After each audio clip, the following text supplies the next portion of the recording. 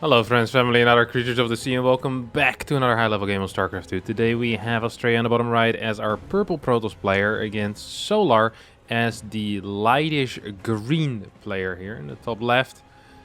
And the map is going to be Pride of Altaris, which is one of the hardest maps for Protoss in this matchup.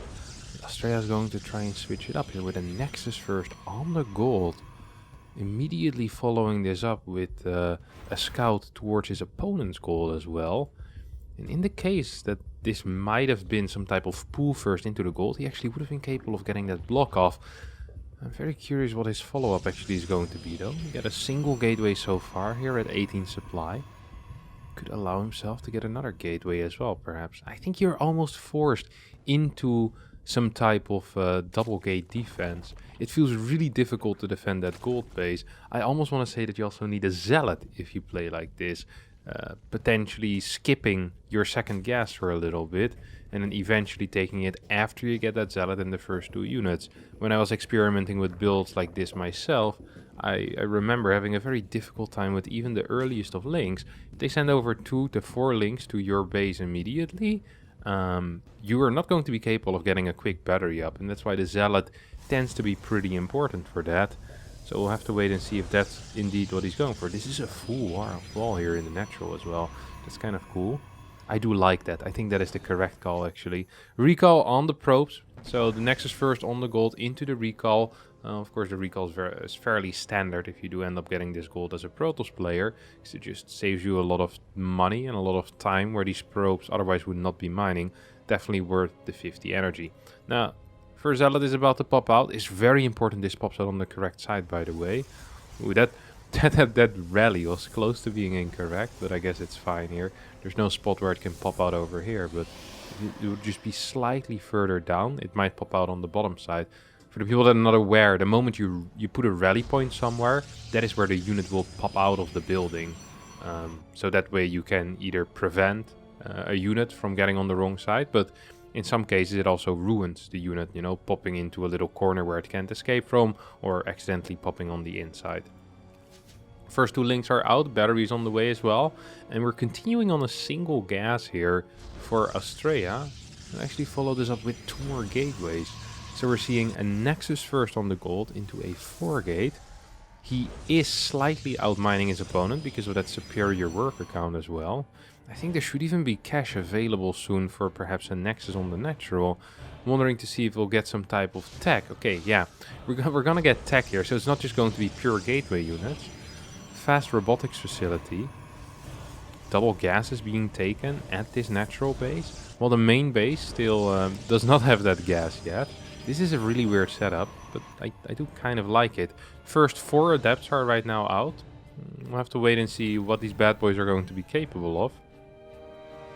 Solar, of course, is afraid of something here. He's building a decent chunk of links, probably for a good reason.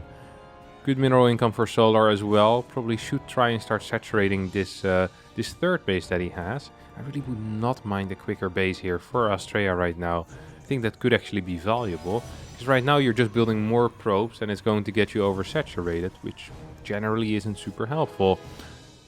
Mid tower, watchtower, is going to get taken right now by Astrea, and he'll try to keep this position for a little longer. That's a lot of adepts out here.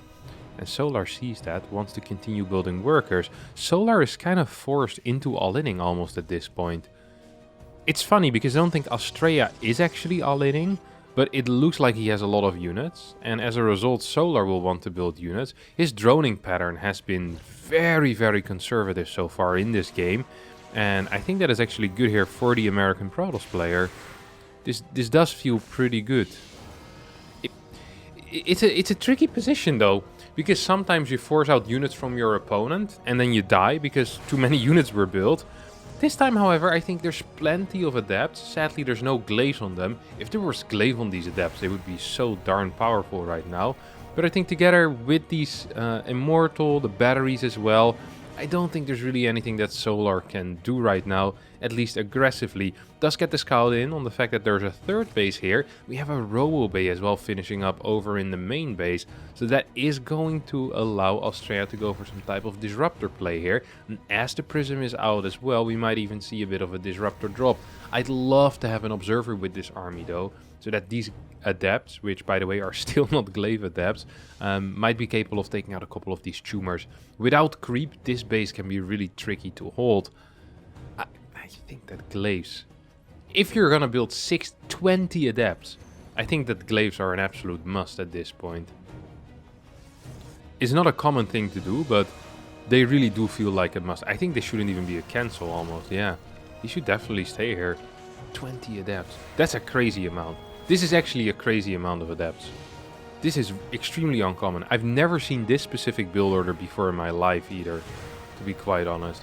It feels very, very odd. We have +1 attack into blink. I don't know. I really think that if you're gonna get 20 adepts, surely it's worth it to get an upgrade that gives like a 40% increase in damage output. Like 100% that is going to be worth it, despite their relative uselessness later on in the game against Banelings. I feel like it's always going to be worth it. These first disruptor shots are actually going to be hitting in a very big way. Big shade back as well. I'm not quite sure why that Immortal is here. And the way that Astrea is attacking into this is really cool.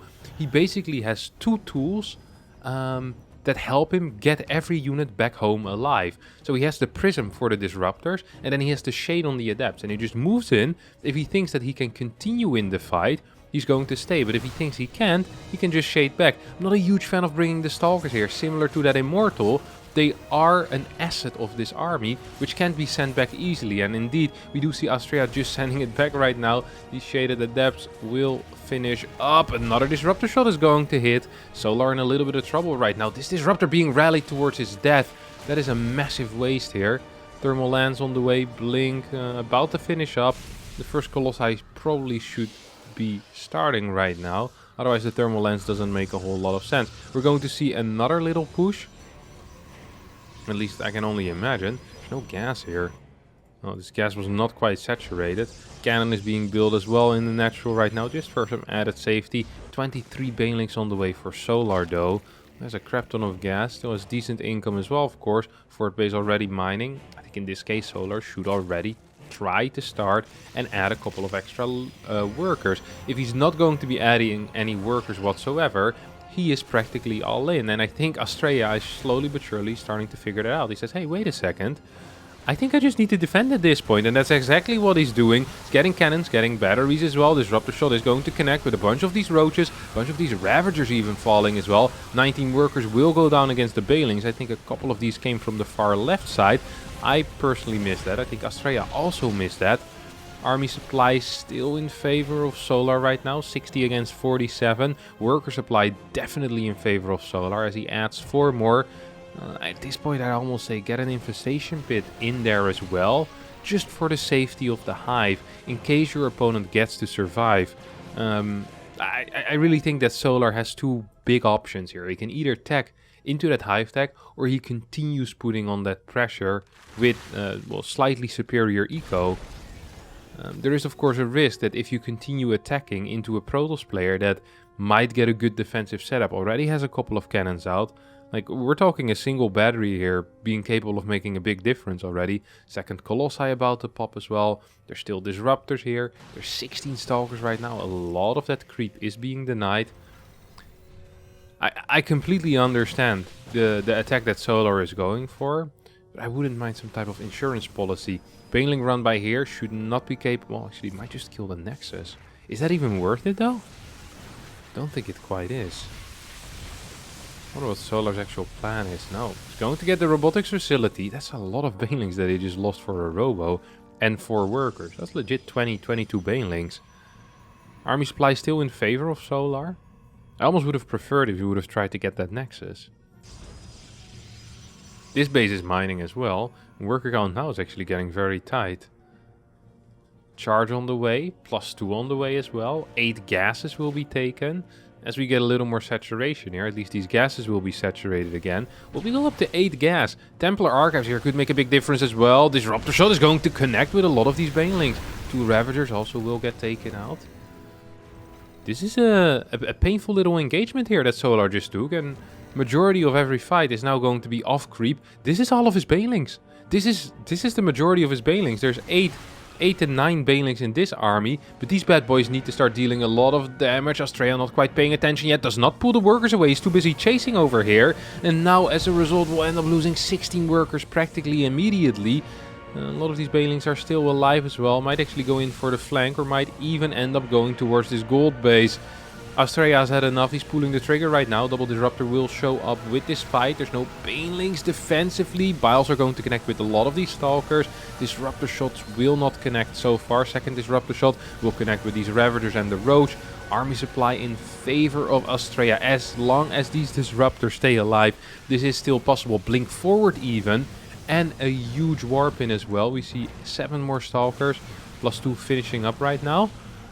I'm not quite sure if this game is over, because the income of Solar is so fantastic and he still has a lot of workers. Despite losing this gold base right now, the income will remain being good.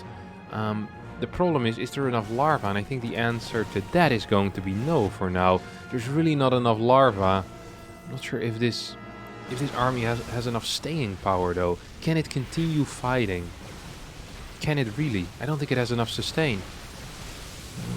Banelings are going to try to connect with it. Seems like it does have enough sustain. GG gets called. Solar taps out 82 workers, wasting too many Banelings on things that I guess weren't quite necessary. Perhaps should have just transitioned into something else. But Astrea gets it with a very uncommon build order as well on a map that is, well, practically unwinnable. So big up to Astrea for that. That's going to be it for me as well. Thanks everyone so much for watching. I hope you did enjoy this little sweet but quick game. And I'll see you all next time for a new video. Thank you and bye bye.